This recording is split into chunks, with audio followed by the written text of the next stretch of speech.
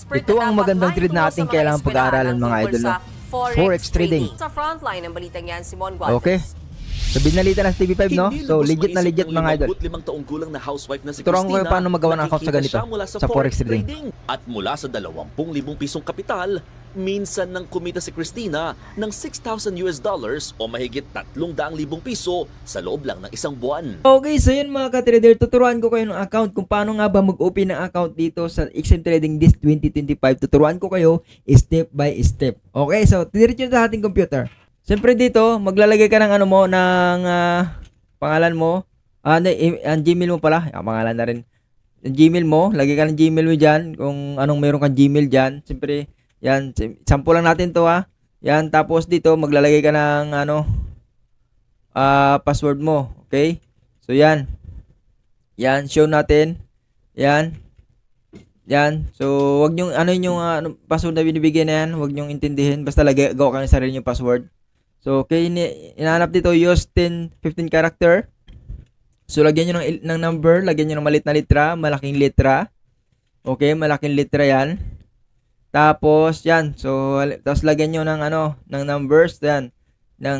Hashtag.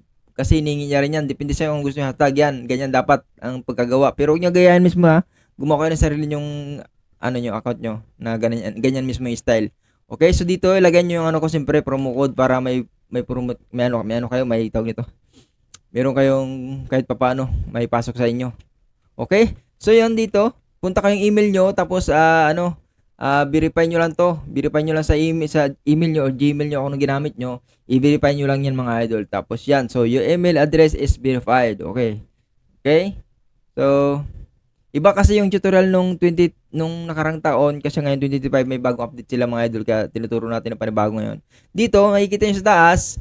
Meron kayo makikita dito verify now. Oh. So makikita nyo dito, register professional verified identity. So click nyo lang verify now. Tapos dito lagay nyo lang yung pangalan nyo. Yan.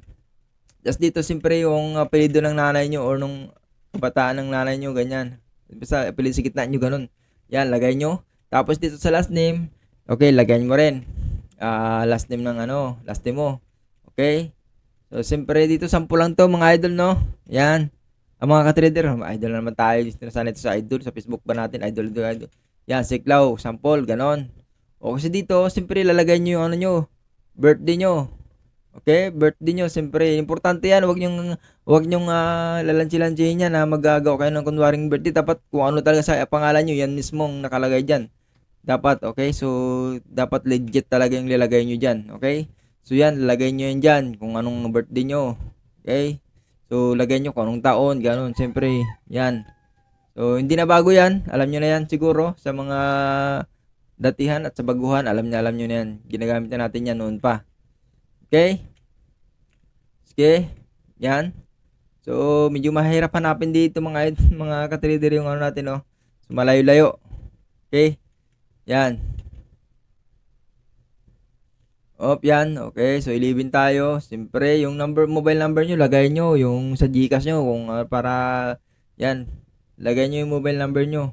Kung ano man ang ginagamit yun. Talagang ginagamit nyo talaga paulit-ulit. Yung hindi na, walang number. Kasi minsan, baka mawala yung number nyo. Ingatan nyo rin yung mga number nyo. Mga idol, number 1 yan. Kapag nagtitrade kayo, dapat yung number nyo, ingatan nyo yan. Medyo mahirap na pag nawala yung number nyo na yan. Okay? So, yan. Kung suggest ko nyo, kung yung ginagamit yung number nyo sa mga account nyo, huwag nyo na yung dalahin sa gawa kayo ng ibang number na pantawag-tawag nyo lang. Yung number nyo na importante, iwan nyo sa bahay nyo. Click nyo lang tong continue. Okay? Click nyo lang tong continue. Okay na. So, kompleto na. Review natin. Continue. Tapos Philippines na nakalagay sa taas. Tama, country natin. Kung sa hindi kayo sa Philippines, kung sa Amerika kayo, or sa, pwede nyo lagayan. Kung saan bansa kayo, pwede nyo lagay dyan. Huwag nyo, kung taga Philippines kayo tapos sa ibang bansa kayo, dapat ilagay nyo lang country nyo na kung saan man kayo nandoon. Ayan, so diyan, address. Siyempre, kung anong address ang meron kayo, pwede nyo naman ilagay yan. Lagay nyo address nyo. Siyempre, mas the best yung address nyo dun sa sa ID nyo para hindi kayo magkaroon ng issue. Yung anong address sa ID nyo, yan na rin ilagay nyo dyan. Okay? So, para makapasok halimbawa tayo dito, San Pedro, Palawan tayo mga idol, no? Yan. Okay, so lagay natin yan, ganon. Halimbawa, ganon. Okay? So, yan. So, ano ba dito? So, kahit saan dito. Okay, sample lang naman eh. Okay, sample lang mga idol para may idea lang kayo paano gumawa ng account dito. Mas malinis yung para hindi kayo magkaroon ng issue, turuan ko na mas malinis. Okay, si Street. So, kami walang ganyan na number. So, ini sa akin, bahala ka na. So, postal code, search nyo lang sa Google kung anong meron kayong postal code. So, yan. At financial. O, dito, may question, yes or no. So, sa akin, no. Ganon, pwedeng no. Pag wala ka pang experience sa pagtitrade, pwedeng no, pwedeng yes. O ganon, kung may experience ka na, pwedeng yes. Okay. Yan. Okay, so next naman natin. Okay, check lang natin yan kung ano ang sagot nyo. Okay, click continue. Basahin nyo na lang mga idol, no, kung ano yung nyo. Kung meron ba kayong, basta yung tanong lang naman yan eh. Kung anong meron sa inyo yan, yes nyo or no nyo. Done. Okay, start verify. Okay, start verify. Ngayon dito, lalabas naman mga ka-trader yung yung ID identify. Okay? So yan, start verification. Click nyo lang insert. Yan. Yan, okay. So basahin nyo lang dito, be already take selfie. So kailangan mag-selfie, kailangan maglagay ng ID sa selfie, mobile number kasama na rin yung identity. So meron kang driver license, passport, rin identity card. So yung mga malakas na ID, siguro national ID, pwede na dito mga idol, no. So dito driver license, passport, mas the best. Okay, so Philippines, kung anong country kayo. Okay. So yan. Sabi ko saan kayo ang country, doon kayo dapat nakalagay yung country nyo para ayos. Okay, so dito, hindi na natin kunintin yung mga idol. So basta identity, ay lagyan nyo lang ng ID yun, tsaka okay na yun. Then dito may demo at saka may real. Pwede ka maglaro dito ng demo pag practice. Okay, so nakikita nyo dito sa gilid.